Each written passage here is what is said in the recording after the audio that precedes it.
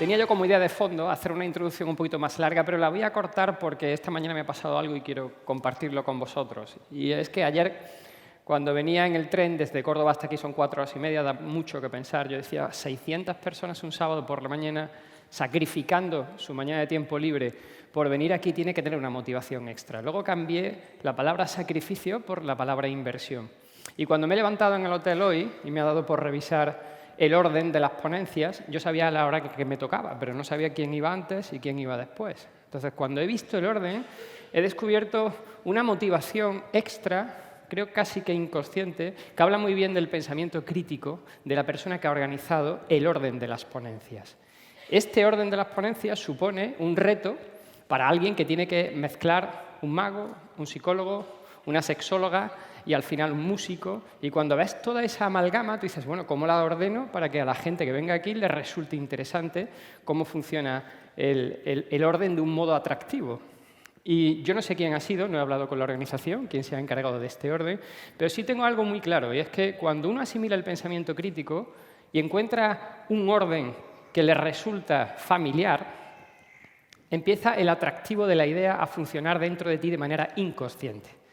Y esa persona ha tenido que hacer algo tan maravilloso como organizar del siguiente modo las conferencias de hoy. Hemos comenzado con un desayuno, ha llegado un psicólogo que nos ha activado un poquito lo que se supone que va a ser el día.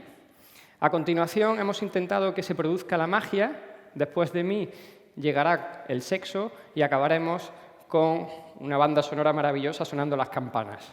¿Dónde ha situado el pensamiento crítico? El pensamiento crítico lo ha situado, daros cuenta, y yo creo que de manera inconsciente, casi libidinosa, lo ha situado después de la magia, pero antes del sexo. Es decir, a mí me ha puesto, por eso digo que creo que funciona muy bien, me ha puesto justo, es decir, bueno, aquí está la magia y cuando empieza aquello a fluir, pero antes de que llegue el sexo, párate, está el pensamiento crítico, si funciona, llegamos al sexo y al final acabamos con el subidón de música sonando las campanas, que ese es el final de hoy, por cierto.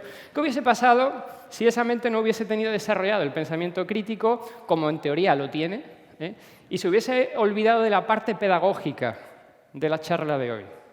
Y se hubiese quitado de la ecuación la parte pedagógica y se hubiese dejado llevar exclusivamente por un orden a nivel de conferencias freudiano y libidinoso, pues hubiéramos comenzado con el desayuno, seguro, directamente hubiese pasado al plano de la magia, después intentaría que la música hiciera que sonara la flauta, si te suena la flauta llega el sexo, después del sexo aparece el pensamiento crítico que te dice qué has hecho y acabas en el psicólogo. O sea que no me cabe duda.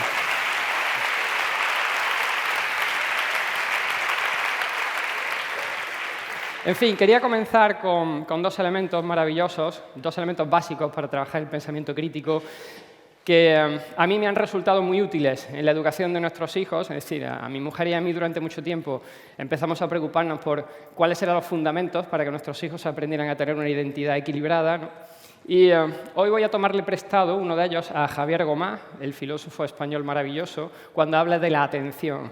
Javier Gomá dice que somos seres atencionales y utiliza la frase española que dice prestar atención, ¿no? Como os he puesto ahí en la presentación.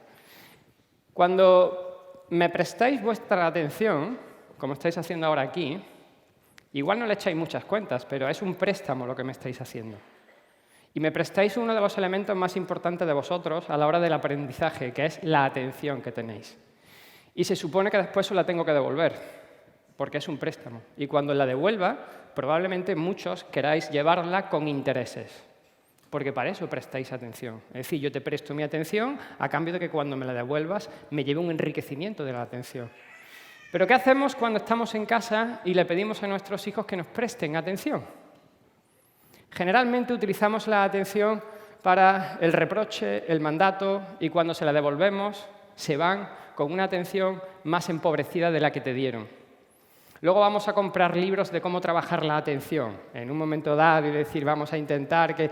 Pero cada vez que llamáis la atención a vuestros hijos para que os la presten, os doy el primer consejo de pensamiento crítico en la educación de la cotidianidad y es que se la devolváis enriquecida desde el minuto 1, porque no echamos cuentas a esa llamada de atención que hacemos. Ellos os están prestando el elemento más importante que tienen a la hora de trabajar su pensamiento, que es su atención. Y vosotros las estáis utilizando, nosotros las utilizamos muchas veces simplemente para el reproche o el mandato. Haz esto, has hecho mal tal y ahora vete.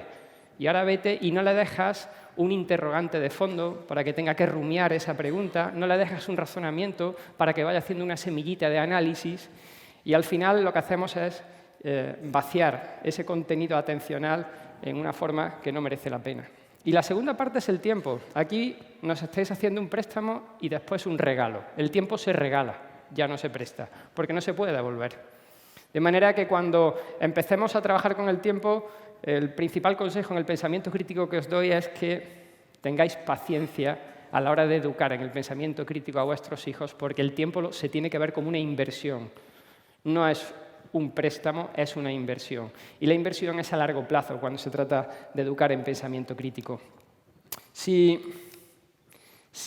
empiezas a trabajar con niños, como me ha pasado a mí durante los últimos años, e intentas ver cómo aprende el cerebro a pensar, es muy complicado, ¿no? La primera pregunta que te haces es ¿cómo nosotros hemos aprendido a pensar?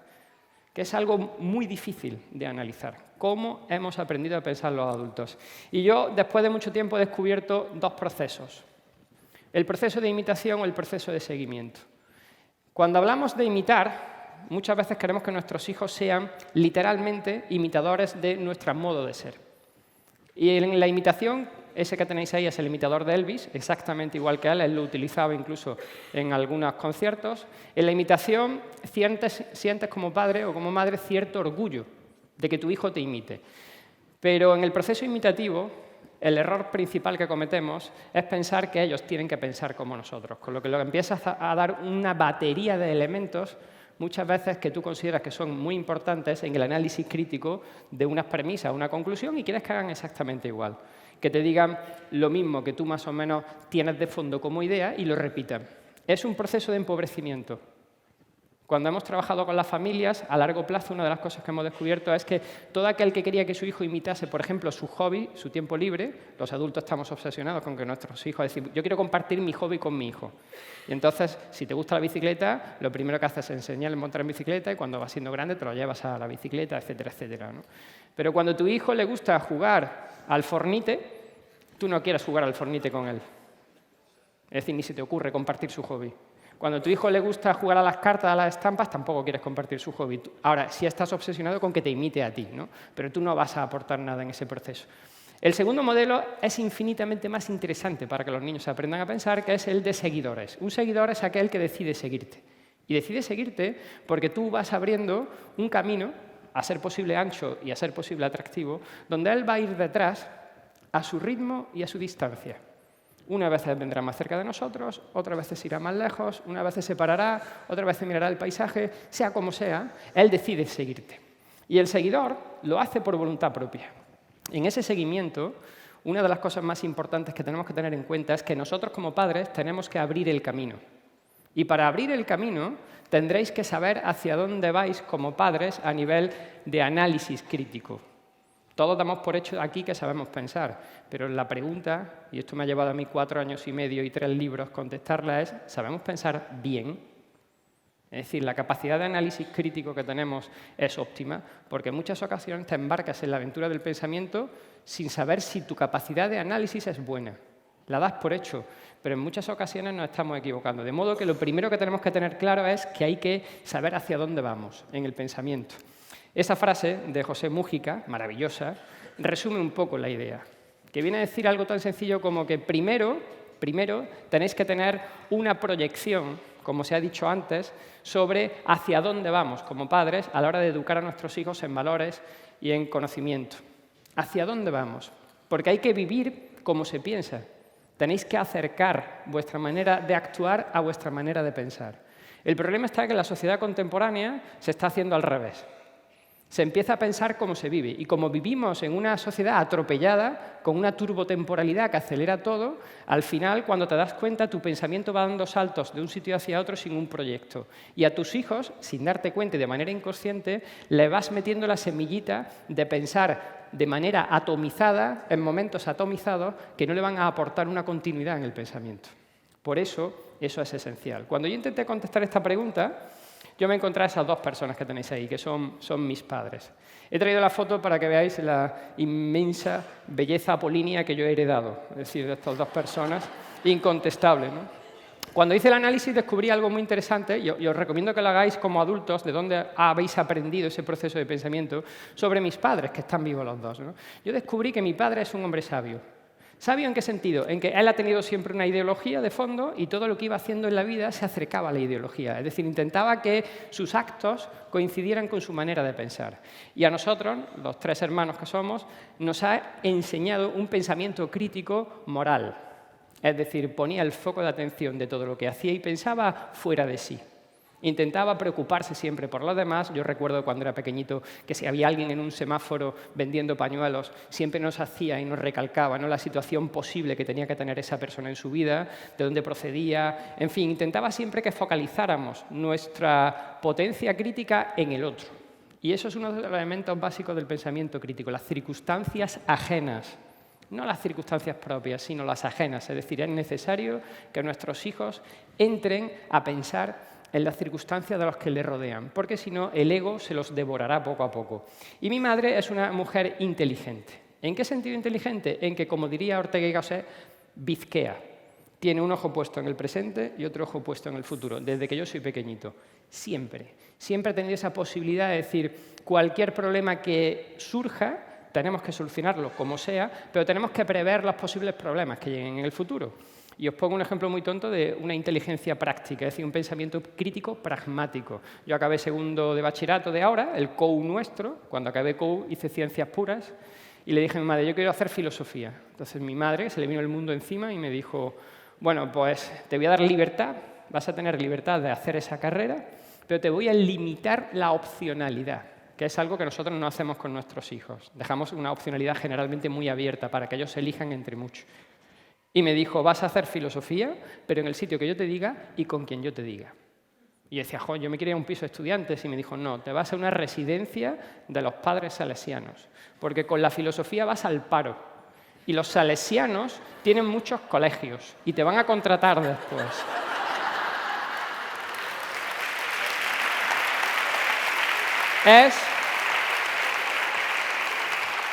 Pues es verdad.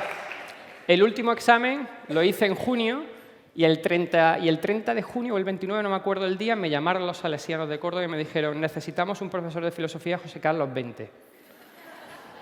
2 años estuve dando clases en los salesianos de Córdoba, luego me saqué la oposición, me fui a la pública y ahora estoy en otro ámbito, ¿no? Pero tenía razón, es decir, era una mujer inteligente que veía el presente y el futuro, ¿no? Y esa mezcla de sabiduría e inteligencia ha ido configurando el pensamiento crítico mío y de mis hermanos. De manera que cuando uno empieza a trabajar el proceso de educación de pensamiento crítico de sus hijos, tiene que tenerlo muy en cuenta, ¿no? Os voy a contar esa historia que tenéis arriba para que entendáis lo que sucede cuando uno intenta convertir a su hijo en un imitador. Ese es el pastel de bizcocho que en 1930 por primera vez se pone en venta. Es el pastel de bizcocho deshidratado. En el 29 en Estados Unidos ha sido una crisis muy grande y en el 1930 se le ocurre algo tan maravilloso a la empresa Duff de deshidratar los ingredientes, meterlos en el bote, la harina, el huevo, todo, ¿no? Y decirle al ama de casa, solo tiene que echar agua, batir y ya está. En 1932 apenas habían vendido nada, cambian la publicidad y dicen, bueno, hagamos publicidad con la ama de casa batiendo y haciendo aquello con el mismo pastel de bizcocho. Ahí tenéis, es pan de jengibre, ¿vale? Pero es el pastel de bizcocho nuestro de toda la vida. Bueno, pues hacen esta publicidad, siguen sin vender nada. Y entonces van a las amas de casa y le hacen una encuesta a nivel nacional. ¿Por qué no vende el pastel de bizcocho? Es mucho más barato, no necesitas tener los huevos frescos, no necesitas los ingredientes. Y entonces la ama de casa le dice, no es el sabor, sabe bien, no es el olor tampoco, ni la textura, simplemente es que no siento que yo esté haciendo el bizcocho. Creo que me estoy traicionando. Es decir, cuando yo digo, he hecho un bizcocho, es mentira. Lo único que he hecho es abrir el bote, echar agua, batir y ponerlo. Entonces las amas de casa no veían en aquello una personalización, no le veían mérito a su trabajo. Así es que dieron con la clave varios años después y empezaron a hacer esta publicidad. Esta publicidad es maravillosa porque sacaron los huevos de la receta. Dijeron, bueno, sacamos los huevos y ahora se los echas tú. Y lo pone ahí, ¿no? Porque tú añades los huevos por ti mismo. Una cosa que es realmente absurda. Y dice, bueno, pues añaden los huevos y además hicieron una segunda cosa preciosa que fue que empezaron a hacer publicidades con distinto diseño, con distintos formatos. Ahí veis 2 tipos de tartas distintas. Una de nata con fruta escarchada, maravillosa, y otra de chocolate con virutas, ¿no? Y encima los huevos van aparte. Triunfó, triunfó. Empezaron a vender a cascoporro por todos lados. Fue algo maravilloso. Y claro, cuando tú haces esto en casa, intentas que tus hijos piensen, tenemos la tendencia de darle el primer pastel con todo hecho. Es decir, las cosas son así, estos son los amigos buenos, esta es la actividad extraescolar que tienes que hacer. Es decir, no dejas que ellos aporten nada en la creación de su identidad. No dejas que ellos se sientan orgullosos de añadir ideas en ninguna de las cuestiones porque tú, como padre o como madre, has cerrado el camino y se lo has dado todo hecho. Es decir, el pastel de bizcocho al completo. Y al final sí, te cocinarán lo mismo que tú le estás pidiendo, o bien por agradarte o bien por no escucharte. Pero realmente no estás sembrando esa identidad tan necesaria. Y es cierto que a mí me pasó con este señorito que tenéis ahí, que es mi hijo Pedro, con 2 añitos, y su seño Ana, ¿no? Su mejor amigo Miguel es el que está a la derecha. Bueno, pues cuando en casa decidimos trabajar el pensamiento crítico, el factor principal fue que vimos que Pedro se obsesionaba solo con un niño. Es decir, tenía una sociabilidad dependiente de un solo niño y a partir de ahí pensamos qué va a pasar con 7, 8, 12, 14 si tiene una sociabilidad dependiente de un solo niño. Encima el niño es un niño que puede manipular a Pedro de una manera muy fuerte. Y si tengo algo claro es que ningún padre o madre quiere que su hijo sea un pelele en manos de otro, lo tengo clarísimo. Entonces, en ese momento nos pusimos a trabajar con él para que supiera identificar de manera autónoma sus amistades. No decirle, este amigo es malo, este amigo es bueno, sino vamos a intentar que de un modo sencillo, poco a poco, él vaya sedimentando su análisis crítico con sus amistades. Entonces, yo me puse a investigar mucho sobre la amistad en la antigua Grecia y poquito a poco descubrí, sí, parece coña, pero es que como soy filósofo a lo que me dedico a estas cosas. En la antigua Grecia descubrimos que Aristóteles y Cicerón decían una cosa muy simple, y es que bueno, hay amigos por interés, hay amigos por diversión, que es la que tenemos la gran mayoría, y hay amigos por virtud. Entonces, poco a poco íbamos hablando con nuestros hijos de por qué unos amigos les interesaban más que otros, qué buscaban los amigos en ellos y ellos en los amigos. Pero no le decíamos si este amigo es bueno o es malo, sino vamos a preguntar qué buscas tú en el amigo, qué busca el amigo en ti, ¿no? Porque el amigo por virtud es aquel que hace que tú sientas que te valora a ti igual que tú lo valoras. Y a medida que crecen, esa semillita que la vas dejando en las conversaciones hacen que ellos vayan seleccionando maravillosamente bien sus amistades. Y no quisiera terminar hoy, repito, son 4 años y medio de investigación y una trilogía de libros, y los pocos minutitos que tengo no me da tiempo de dar todos los elementos del pensamiento crítico, ¿no? Pero no quisiera terminar hoy sin hablar del mito de Narciso y el problema de la identidad, que es acuciante en el siglo XXI para nuestros hijos. En el mito de Narciso, ahí lo tenéis mirándose al espejo y enamorándose de la imagen que tiene. Dice una de las versiones del mito que se queda tan enamorado de la imagen que se abraza a ella y se ahoga. Bueno, pues lo que estamos experimentando en el siglo XXI es que le falta análisis crítico visual a nuestros hijos. La potencia de la imagen es tan grande a través de la pantalla que están empezando a crearse un yo virtual que está alcanzando la misma cuota de potencia que el yo real para ellos.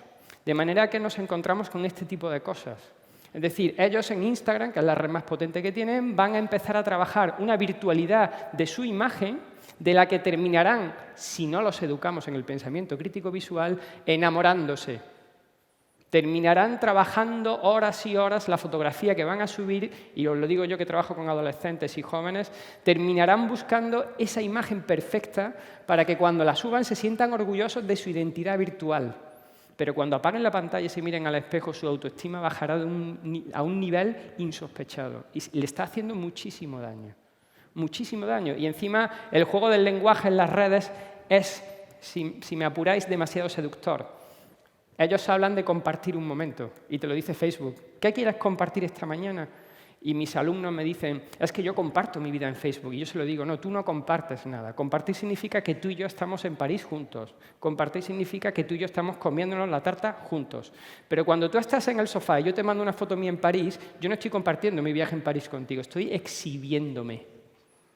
Es un exhibicionismo. Cuando le explicas esto al preadolescente, con 12, 13, 14 años, empieza a darse cuenta, sin que tú le tengas que decir, no lo hagas, pero date cuenta de que lo que estás haciendo no es compartir, te estás exhibiendo. Por mucho que las redes utilicen un lenguaje que sea seductor, en el fondo no deja de ser una falsedad lo que se le está pidiendo a ellos. Así es que, en fin, se me va un poco la capacidad de analizar todo, daros las gracias, devolveros vuestra atención y espero que se haya enriquecido.